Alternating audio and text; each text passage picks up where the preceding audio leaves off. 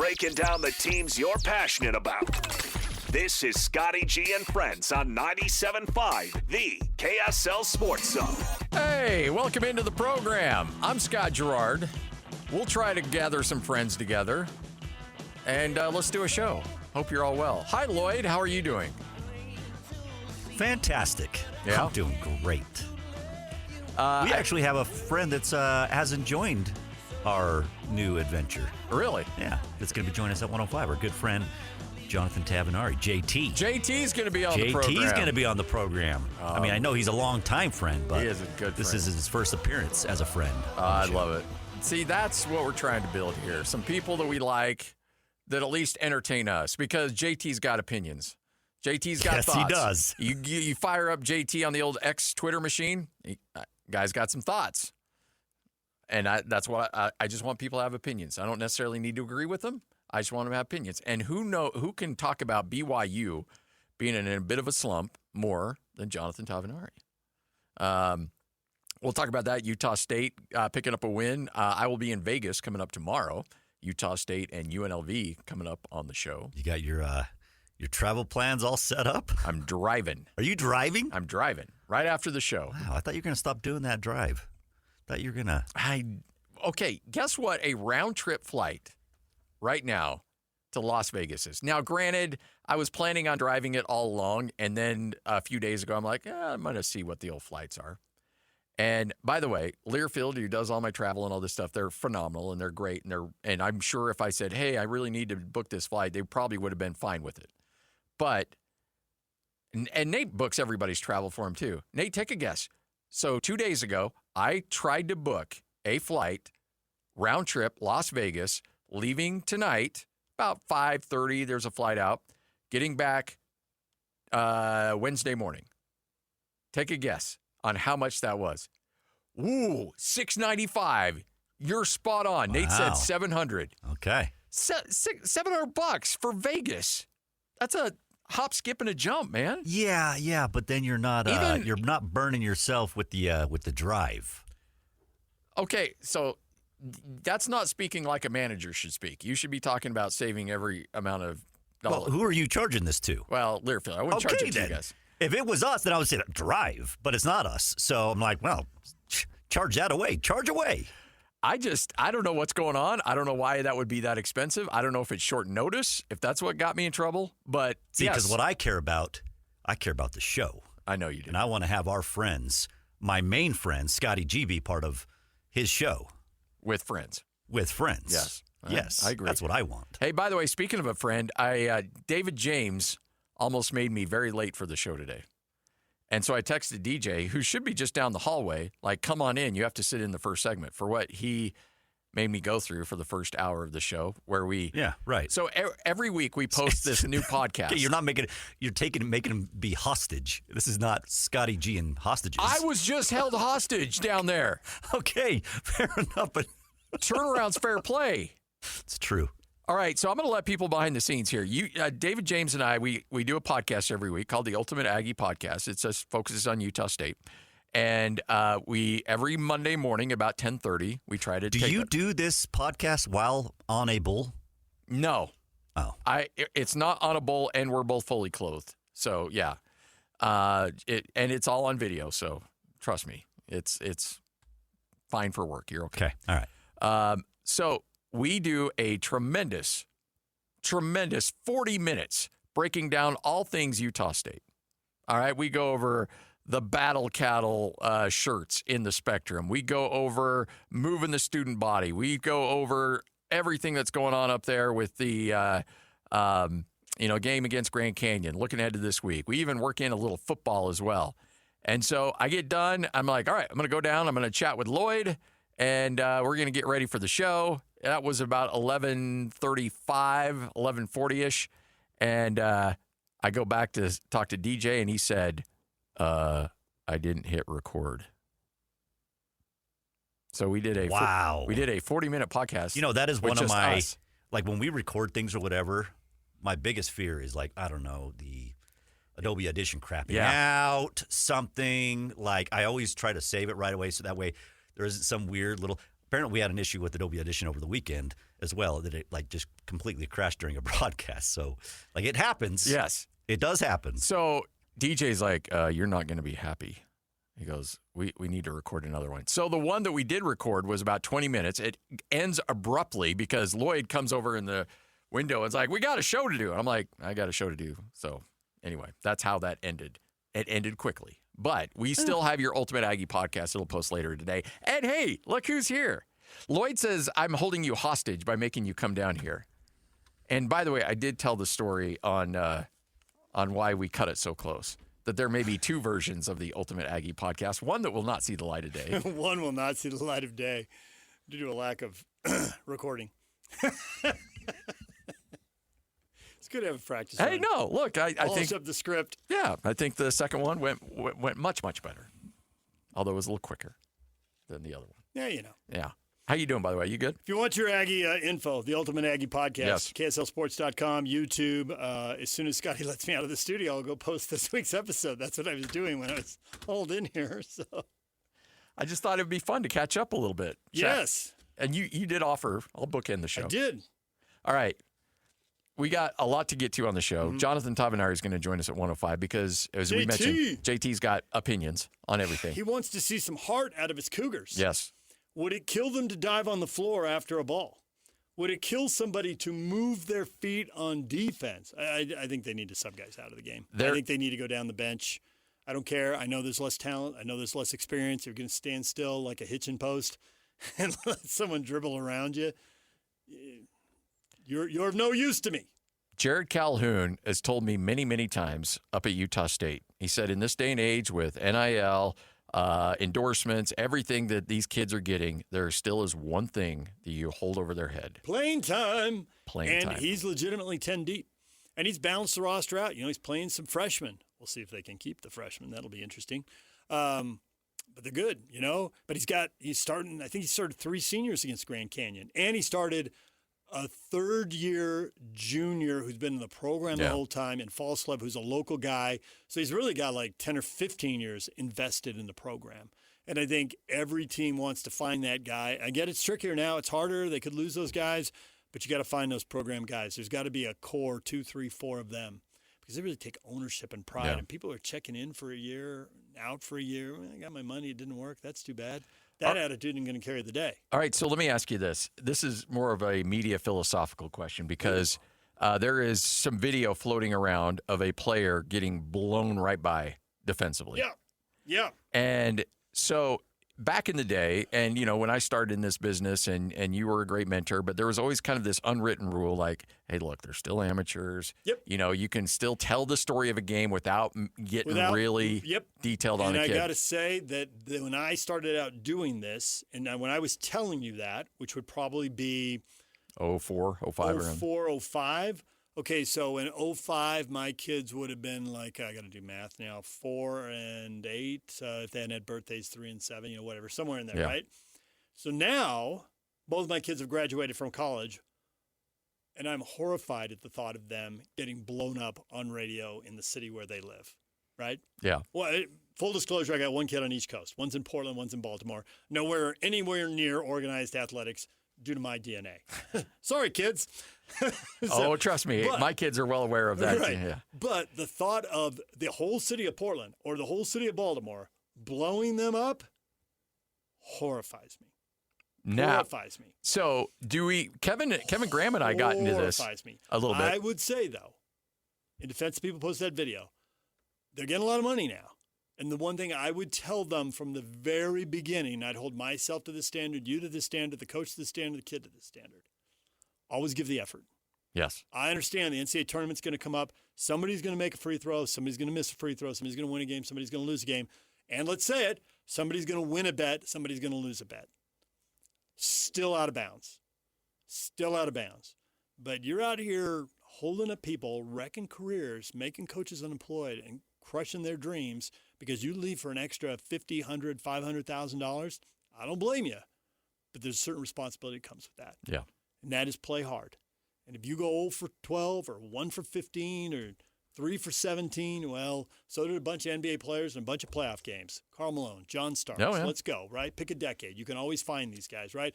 Who's the dude who missed four straight free throws in Orlando with the game on the line? Oh, in the NBA Finals. Nick Anderson. Nick Anderson, yep. Yeah, Nick Anderson, right? There's always – these stories are always out there. And you're still learning. You're still 19, 20, 21 years old. But you always give effort. 100% you always give effort. If you give effort and get beat, okay. So that's the thing. And the thing about that video is there's a lack of effort. There's a lack of effort. And if you want – I think the coach now – and I always prefer to deal with this stuff from the positive. The negative has to be said when it's true. Say it, but then move on. Yeah. And the point isn't you guys suck because you don't dive on the ground. The point is we can only win this game if 5 guys are willing to go all out for every rebound, every deflected ball, every ball that's pinging around. So the question isn't, how come you don't dive on the ground? No, I'm the coach. I'm going to sub in until I find 5 guys who are going to dive on the ground. And so try to attack it more from the positive than the negative, even though you're getting to the same point, but it's also more likely to get people to do what you want. Mm-hmm. The whole, hey, Scotty, you ought to do it. We all tend to rebel against that. Yeah. Whereas if it's, hey, I know everybody wants to play. I'm picking up 5 guys who dive on the ground and get those loose 50-50 balls. We can't give up any points if we have the ball. That's the best defense. It's a good offense. Have the ball. Go down the bench. And you got to find your glue guys. You got to find your hustle guys. They can't all be, well, that's probably not true. Usually, you're not going to find 5 highly skilled guys. Usually, you find guys who accept a role and say, this is what needs to be done. When the moment comes when I have an open shot, I will hit it. When I can get out on a break, I will. And I will make my pressure free throws. But I know I'm here to defend and rebound. And you talk about all the really good teams that we've seen here. And you can pick any school and you can start naming these guys, right? I mean, did the Utes get anywhere near a Final Four without Alex Jensen and Drew Hansen? They weren't there to score 30. No. Right? So, and then, is Jimmer Fredette without Nick Emery? Without or not Nick. Not Nick. That's what I was thinking. Yeah, Jackson. Jackson Emery? Yeah. He's got to have Batman's got to have his Robin. Yeah. And Jackson Emery defended so many guys who are tough covers so that Jimmer didn't Kawhi, have to. Go get him. I know, right? All right. And so you can just go through, you could probably name me 20 Aggies who fit this profile. Yeah. We can go to the Jazz. I mean, Brian Russell had to hit a big 3 when he was open. But, hey, B. Russ, go cover Jordan. Tough assignment, but, you know. Might push off on you. Hornacek can't do it the whole game because of foul out. Yeah. There's plenty of film out there of Jeff defending MJ, but he can't take him every possession, every game. So somebody else got to go in there, stick their nose in there if you want to play. Jaron Collins told me once, classic NBA role player, made a lot of money, stayed in the league for like a decade. And he said, I was buried. I wasn't playing. I didn't honestly know if I could do it. He said, Sloan came into his locker room and lost it. Not just the random stuff that you got on the bench during a game. I mean, he was full-blown, giving up layups, giving up dunks. Could you at least foul him? I mean, they might miss a free throw. They're not going to miss a dunk, except with, 50 extra. Very much. Yeah. And Jaron's like, I can foul somebody. I can do that, right? And Sloan got mad, and he went down the bench, and he put Jaron in because they were getting drilled. You're down by 20. Try something different. Collins, I fouled the guy. I got up. I looked, and the first thing I saw was Jerry Sloan. Guy might miss a free throw. Now, eventually, you got to fix the problem, and not everyone can be in the paint and at the rim trying layups and dunks. So you got to fix the problem. But I think that's where BYU has to go. And I feel bad that one kid's getting called out, and on the other hand, you got to try. And if you're not good enough, you're not good enough, and we can't beat you up for that, even if you're well paid. But you got to try. But you got to try. And that's, I think ultimately that's what people are looking at. And I know Locke and I would always get in arguments because, there's no try hard statistic that shows up. There's not a. Well, that's why, and this is, Kevin O'Connor. Dennis Lindsay said once, boy, there's some of us who would like to talk to the people who created the box score because it does such a poor job of reflecting the game. That's why years ago, the Jazz were charting deflections. And now I think everybody does. Everybody, yeah. And it's like the shot clock, 24 seconds in the pros, 30 in the college, and you're going to spend 4, 5, 6 seconds just getting to the front court. If you can get a deflection in there, that's another 4 seconds you don't have to defend. You get that halfway through, now they got maybe 8, 10, 12 on the clock, and they're starting over 40 feet from the hoop or with the sideline in bounds, and you get organized. So those things matter. Conchar, I think, has a future with the team. We had Thurl on today. And it was like, I know the Jaren Jackson trade will always be referred to as the Jaren Jackson trade because he's a defensive player. But did they find something in Conchar? Is he a guy who could play in a second group a real defensive-minded, get-out-and-run group. You could put Ace Bailey on that, right? That might be how Cody can get on the floor next year when they're trying to win and they're veterans and we don't really know what we think of him in a half-court offense. And that's where maybe Collier fits too. Because the Jazz did that. Slum didn't cross me up very often. He was so predictable after you were here a while. You knew what Jerry was going to do because Jerry would literally tell us what he thought and what he's going to do, and then dare the other team to out-execute him. And it worked way more than it didn't.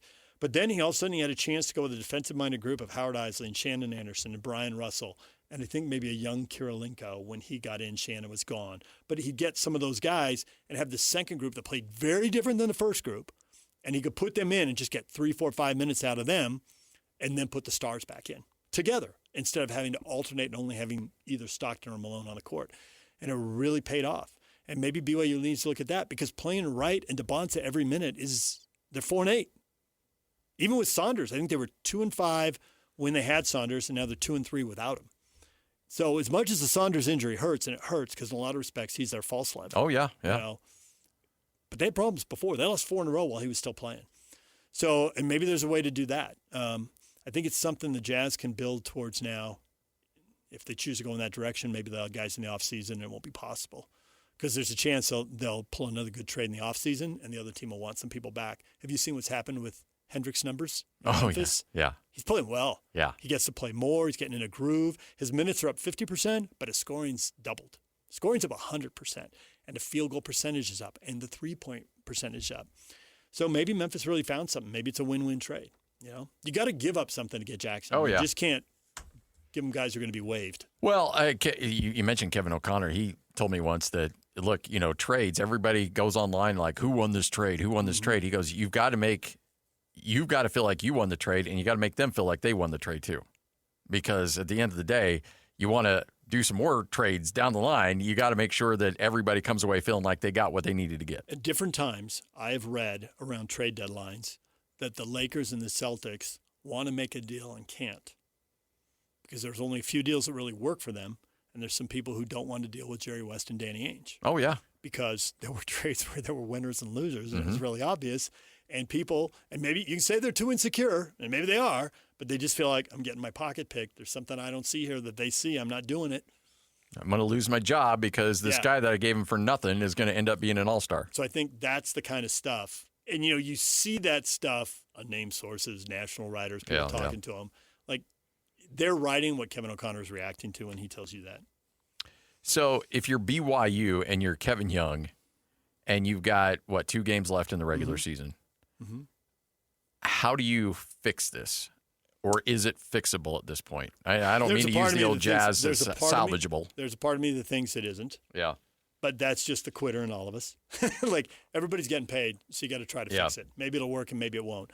I think if I were him right now, I'd be sitting down with guys one-on-one, reinforcing messages that hopefully all these 14 people have been enforcing all along. I'd meet with everybody. I know Ronnie Mack, when he's on your show next time, I know he comes on with you periodically, ask him about this. He met them on a football team. Like, everyone on a football team, he says, the only way to know what's going on. So meet like, what's the problem? What's the problem that you can control? Instead of everybody, pointing fingers. I confess, Scotty did it. Which is, that's human nature's go-to. Yeah. Oh, yeah. But it's like, what can you do? And you can show Rob Wright the video. Like, you can move your feet and stay in front of your guy. Win a game. People are always going to question you because you're 6 feet tall, no matter how good you are. Yeah. The NBA is going to question you. So you want to have film that says, I'm a dog. Yeah. And I'm 6 feet, and I can guard guys 3-4 inches taller than me. I can get after guys 30, 35 feet from the hoop. But you got to have that on film and tell them it's not all about the offensive end. I think you meet with everybody. Like, AJ, you're a freshman. What does it take to discover your voice? Because even in the middle of this, people respect your game. And when they respect your game, they're more likely to listen to you. What can you stand up and say to the team? What can you sit on the bus and say next to a teammate to make them more likely to produce? What is that? Talk to me. Tell me. You know these guys, and it's tough. People don't want to hear stuff from mom and dad sometimes. Sometimes they want to hear stuff from the brother or the favorite uncle, right? And so I think you got to have those conversations with everybody. What can you do? And then I think there's also what is your goal? Here's what you need to do to reach your goal. Every NBA team that might draft 1, 2, or 3 is wondering what kind of a leader DeBonta is. Yes. And he's going to get questions. When it went wrong, why did it go wrong? And what did you try to do about it? Everybody's going to want to know Yeah. because they're going to want to know what kind of leader he is in the NBA. And I would tell AJ, like, your leadership absolutely getting measured by 30 NBA teams. I know you want to go number one. Why wouldn't you? Yeah. Right? And you got a guy in Kansas that everybody's wondering about who he is. Right? You have an opportunity here. And you're 4-8 in your last 12. Well, when's the last time AJ DeBonsa went 4-8 over 12 games? Give me any 12 games at any level, and I'm open to discussing pickup ball in some rando gym. I would imagine it's never happened before. And if it did, he was in elementary school. Yeah. If it did. Right? And so it's like, AJ, don't you want to get out of the worst stretch of your basketball career? The answer better be yes. Okay, now here's how we do it. But I think the conversation has to happen with guys 9, 10, 11, and 12. It's like, you've been buried all year. Here's what I need. Can you do this? Can you be Jaron Collins? Can you foul? They might miss a free throw in an NCAA tournament game. How many NCAA tournament games have you and I watched? How many guys have clutched up and missed a free throw they should have made? A lot. Okay, well, somebody better be close enough to him to foul him. Can you grab a rebound? Can you deny your man the ball? When you watch Houston play, it is really hard for whoever's playing Houston to get the ball from not to the basket, to get from one sideline to the other, to switch sides of the floor. And every coach will tell you, if you switch sides of the floor a couple times, defenders lose track, they lose energy, and you'll get cutters open, you'll get driving lanes, you'll get open shots. But Houston doesn't let you unless you take the ball all the way out to the center circle because they deny everything. Well, who in BYU has the energy to deny everything? Maybe guy 9, 10, 11, 12 does. Give him 2 minutes. Yeah. Deny the passes. If your guy does get the ball, stay between him and the hoop, and you get every rebound. Every rebound. And I know I haven't played you all year, but I'm going to play you a lot. I'll play you to the next TV timeout. Yeah. And if you do that, I'll play you to the next TV timeout. But it's up to you. But it's up to you. Yeah. Yeah.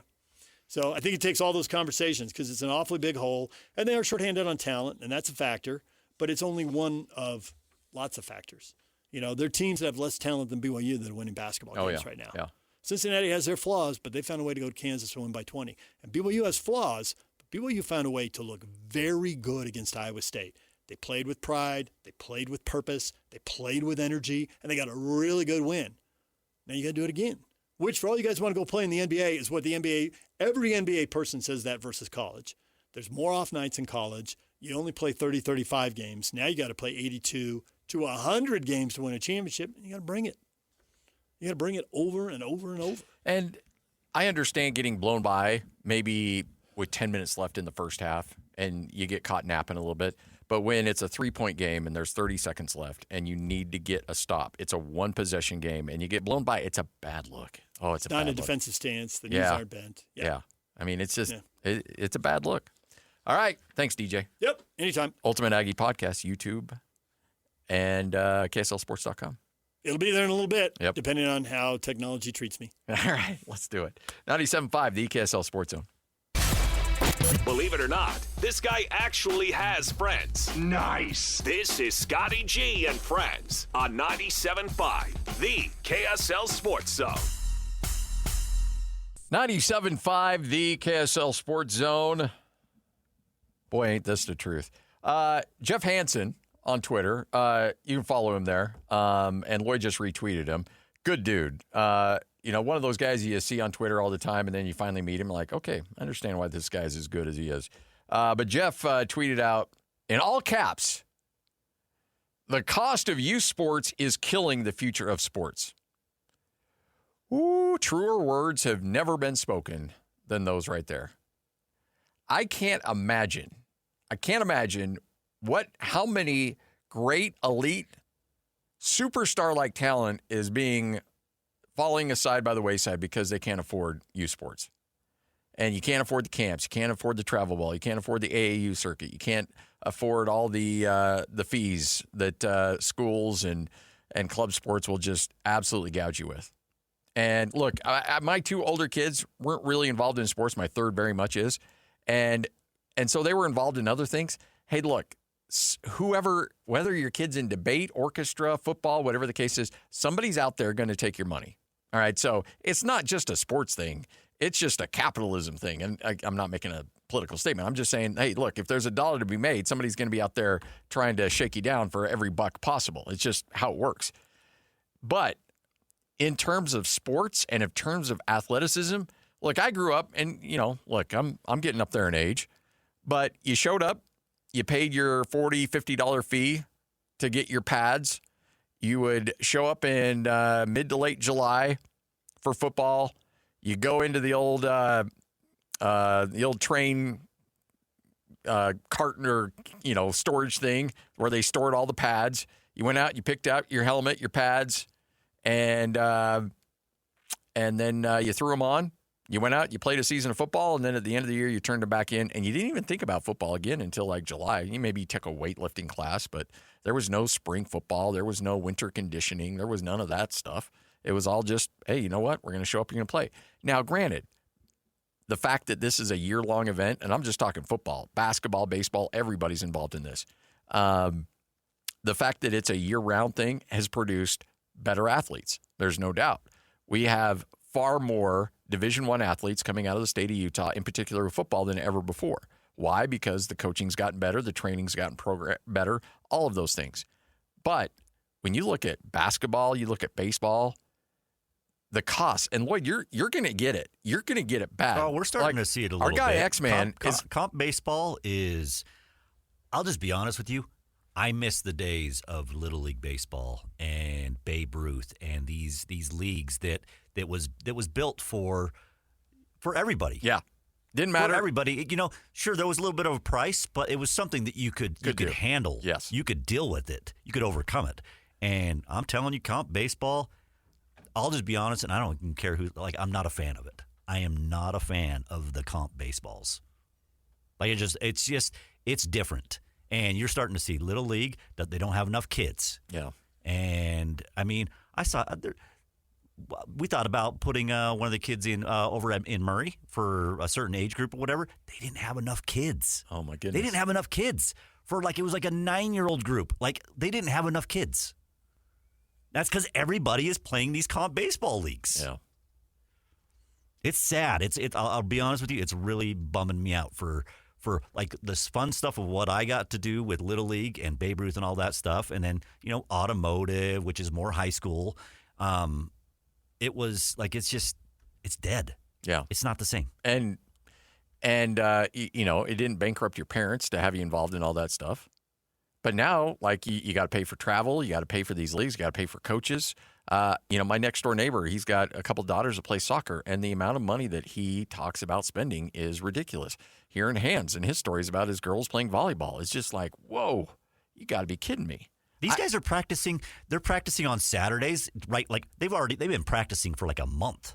They're practicing on Saturdays at a place called the Barn, and it's a place that you rent out, and so you got money that's going towards that.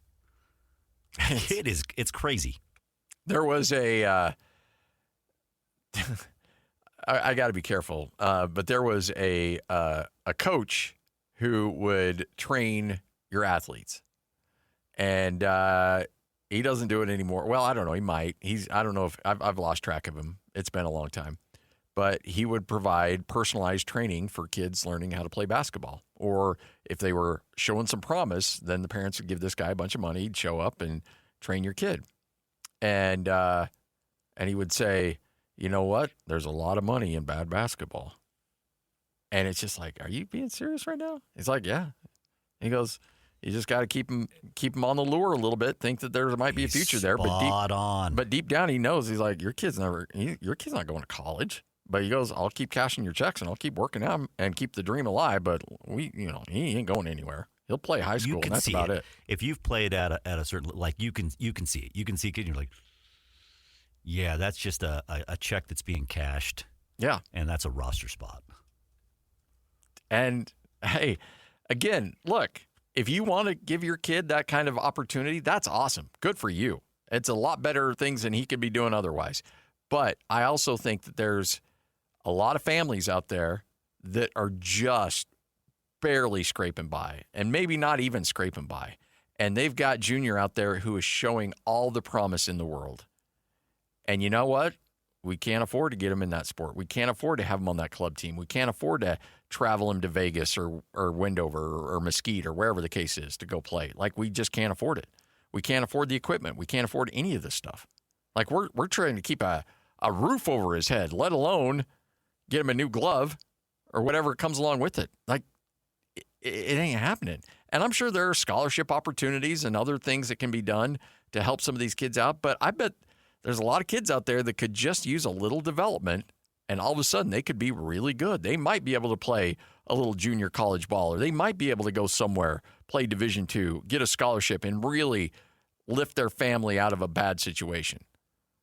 But the costs, I think, are driving a lot of talented kids away. And you're gonna see the ramifications of that in the future when you don't have great play and you're wondering where all the players are. Well, they kind of got left behind because of the cost of all this stuff. Because their parents couldn't afford it. Yeah. They couldn't pay to be on that team.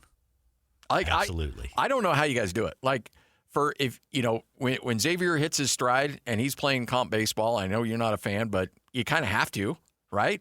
Like, you may not like it, but you want him to get the best competition, the best opportunities out there, and that's probably the route you'll have to go.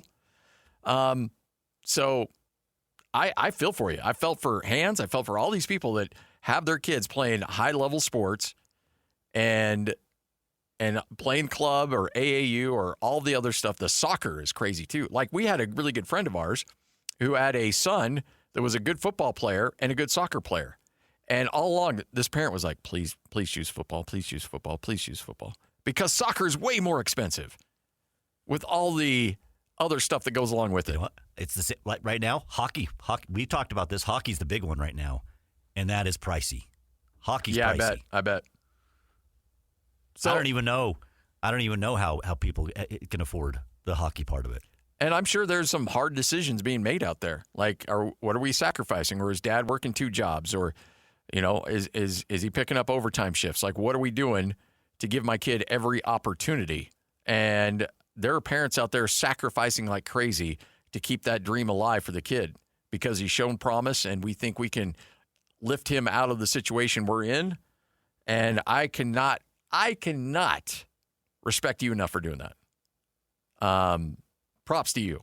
Props to the parents out there just busting their butt. Props to somebody out there who sees a kid who shows a little bit of promise but can't pay for equipment or can't play for the dues, and somebody anonymously comes out of nowhere and says, "Hey, I got you. We're going to be all right.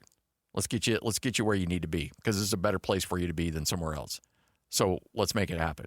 There's so many good Samaritans out there, and you should be absolutely applauded. But there are not enough good Samaritans to go around. And I'm afraid that you're seeing high-quality athletes, great athletes, that if nothing else could have a great high school or AAU or club experience, but will not have that opportunity afforded to them simply because they can't afford it.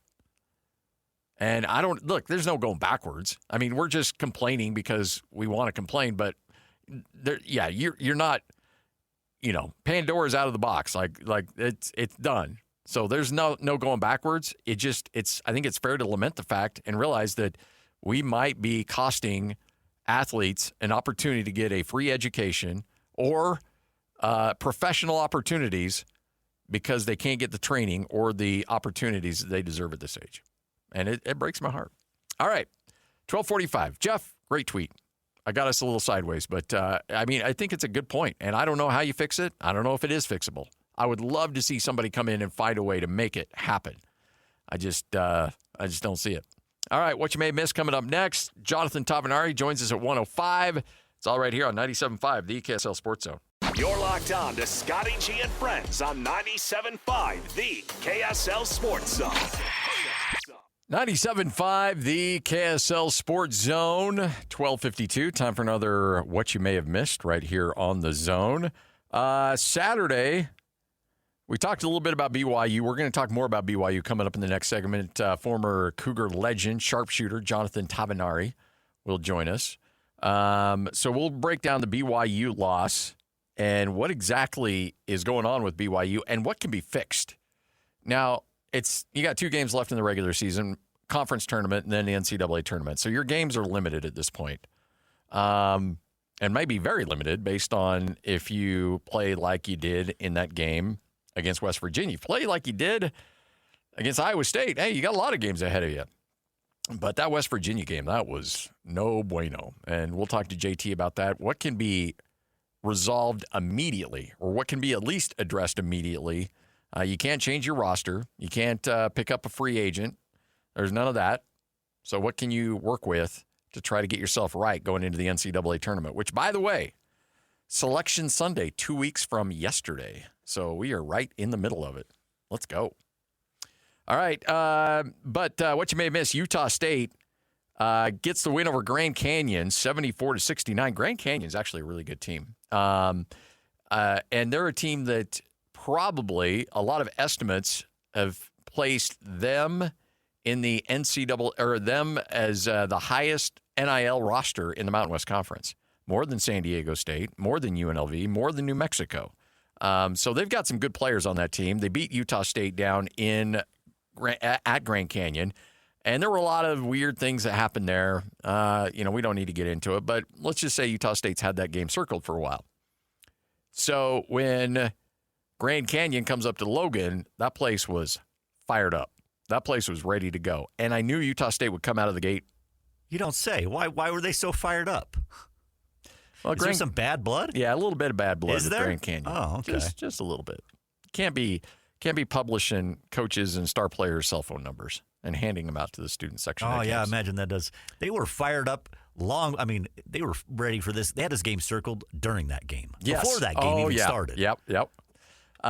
So Utah State jumps out to a 17-point lead, takes a 14-point lead into the break. And this is what I think is really impressive about this Utah State team, because there's a lot of things that went back to last year's squad, and there were conversations about why did that team fade down the stretch. Now, they got an at-large spot into the NCAA tournament, which was great, but they really limped into the tournament last year, and they got blasted by UCLA in the first round.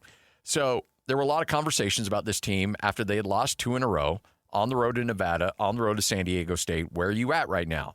All right, where's your mindset? Are you going to slip back to where you did, what happened last year? Or are you going to finish the season strong and pick up a few wins, win an outright conference championship? So Utah State gives up that 14-point halftime lead, and about 4.5 minutes left, big three by Grand Canyon. All of a sudden, the Lopes, don't call them antelopes, no, they're the Lopes of Grand Canyon, take a 1-point lead. And I'm sitting there next to Spencer Nelson. We're calling the game. I'm like, I look at Spencer. Spencer looks at me like, this might not be good. Grand Canyon had all the momentum. And how does Utah State respond? Boom, 7-0 run. Take the lead, push it back to 6, and never relinquish it. And Utah State gets out of there with a win. Now, was it pretty? No. Was it something that you can look at and say, when you tell the story of this season, you look back and say, well, this was a picture of a great basketball game that we played great for 40. No, it's not that. That's an ugly win. And guess what? It doesn't matter. Ugly wins are great. And you'll take them because you learned a little bit about your team in those situations. When there's a lot of adversity, you're not shooting free throws well, you're having some struggles, you need somebody to come up and make a big play. And MJ Collins, who has not shot the ball well as of late, comes up and hits a big three. Colby King, monstrous three on one end, and then as he comes back down the court, forces a steal on the other end. Like, those are the winning plays that you have to make this time of year. When you're dead tired, you're down the stretch in a conference season, you have to make those plays. You have to be connected enough to make those plays. And we'll talk about BYU. They got to be connected to make some plays. And they got to show some level of connectivity, which we're just not seeing out of BYU right now. Now, granted, Utah State's doing it at the Mountain West. BYU's doing it in the Big 12, the most difficult conference in all of college basketball. And frankly, I don't think it's even close. So there's a level of difficulty that BYU's dealing with that makes it very hard to try to get right. There's not get-right games as we talk about in college basketball in the Big 12. They just don't exist. I don't care who you're playing. There's not a get-right game that BYU can try to fix some things going into the conference tournament. If anything, you look at Central Florida and West Virginia were probably about as close as you could get to get-right games, and you lost them. So Utah State's BYU's in a bit of a pickle. Utah State, here's their situation. So with 2 games to go, they have a 1-game lead atop the Mountain West Conference. So obviously, if they win out, then they'll be your outright conference champions. Utah State plays New Mexico. Well, they'll play UNLV tomorrow, and then they'll play New Mexico on Saturday to finish up the regular season. That might be for the conference championship right there. So let's say New Mexico wins their game, and Utah State wins their game against UNLV. That game will determine who wins or who gets the number 1 seed. They'll both share a Mountain West Conference title, But if New Mexico goes to Logan and beats Utah State, they will be the 1 seed. Utah State will be the 2 seed. Now, let's say New Mexico loses a game and San Diego State wins out. So Utah State suffers a loss, San Diego State wins out, and they're tied with the Aztecs, then Utah State would be the number 1 seed. If all 3 of them end up tied atop the conference, then it will be New Mexico 1, Utah State 2, San Diego State 3. I know, clear as mud. We'll know a lot more after tomorrow when you see another round of games. But I will be in Vegas coming up for tomorrow's show, and I promise, Lloyd, for tomorrow's show. And we will also have that game for you at the Thomas and Matt coming up tomorrow night. All right, Jonathan Tavanari joins us next. 97.5, the KSL Sports Zone.